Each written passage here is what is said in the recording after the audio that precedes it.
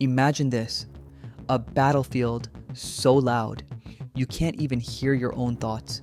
Thousands of warriors, conch shells, dust rising into the sky, and in the middle of all that chaos, a warrior, Arjuna, drops his bow.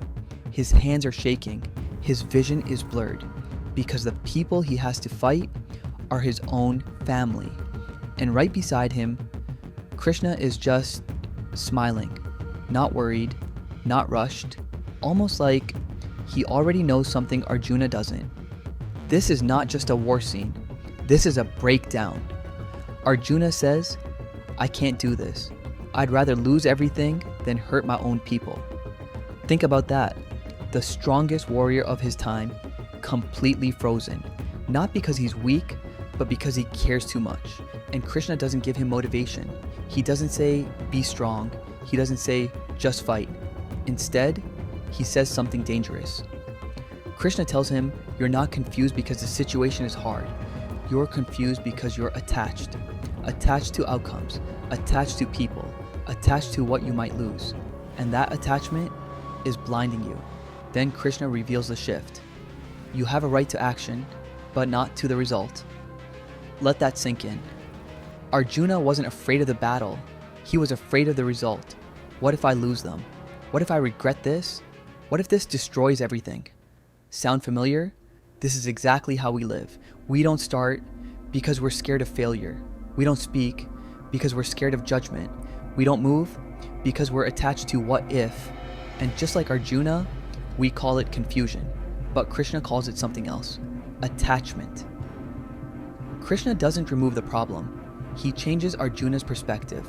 He says, do your duty fully, completely, but let go of the outcome. Not because outcomes don't matter, but because obsessing over them weakens you.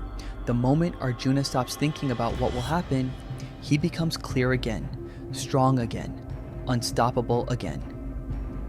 And then, Krishna shows his true form. Not just a friend, not just a guide, but something infinite.